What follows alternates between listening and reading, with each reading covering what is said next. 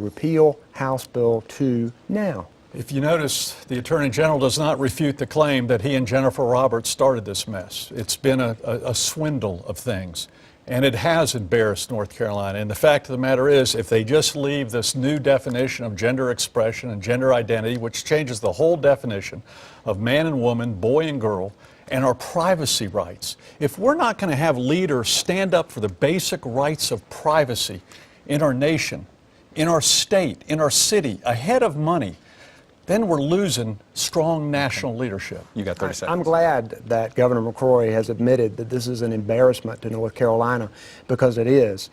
We had investors come in to tell us they control $2 trillion worth of assets.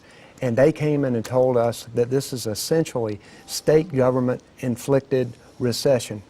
Governor McCrory attacked them, and then 3 days later in Wilmington, to a speech to the Chamber of Commerce, said that we needed to attract more capital and more investments in North Carolina. I got a couple standing ovation. All right, I got a standing ovation at that Wilmington Chamber of Commerce event, and I'm proud of it. I'm going to use my moderator's discretion. I've got follows for both of you. I want you each to have 30-second responses. I'm going to give you each 30 seconds to respond to the other.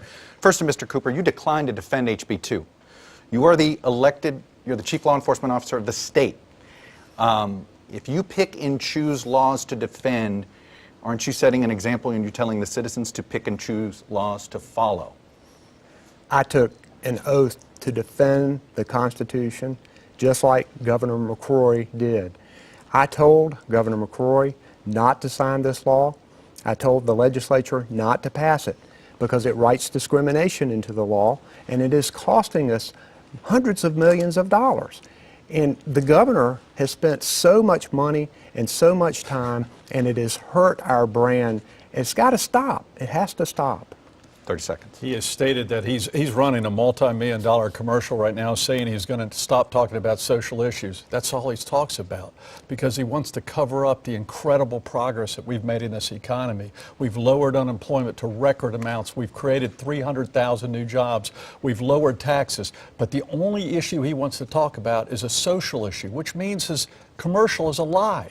And he's fooling the people of North Carolina. I agree with you. Let's get off the social issues. Let's get out of bathroom politics and start creating jobs in North Carolina, as we've done for the past 3 years. And my follow to you, Mr. McCrory, as a conservative, as a Republican, as somebody that believes in limited government, you've said you didn't want Raleigh getting involved in city politics around the state.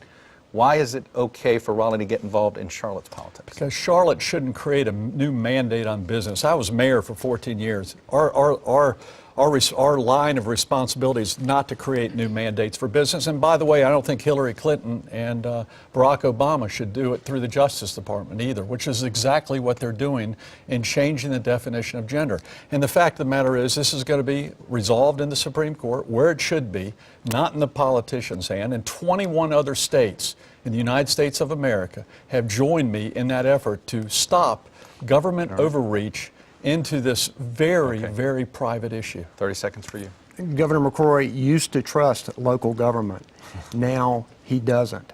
What you have here is legislation that is hurting our state and taking us backwards. And he's the one who's been all over national TV talking about House Bill 2 and talking about how important this legislation is to protect people, when we all know these are political scare tactics. This law was born in politics, and unfortunately, now people are suffering because of it, and it has to be repealed. We do agree on that it was born in politics, and you're looking at the individual who's raised millions of dollars on starting this initiative. Let me ask this. Congratulations, Mr. Cooper. Perhaps the most famous transgender person in the world is Caitlyn Jenner.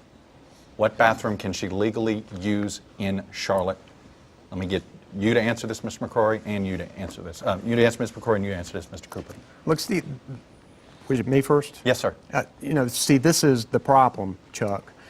We shouldn't be getting involved in these issues.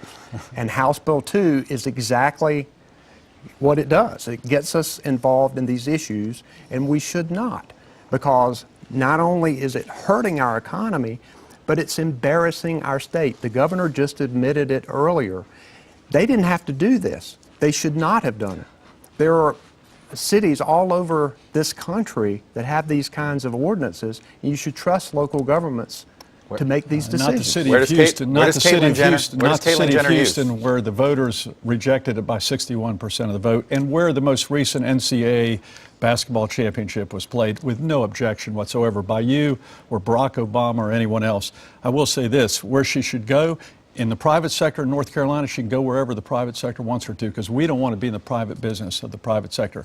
If she's going to a shower facility at UNC Chapel Hill after running around the track, she's going to use the men's shower.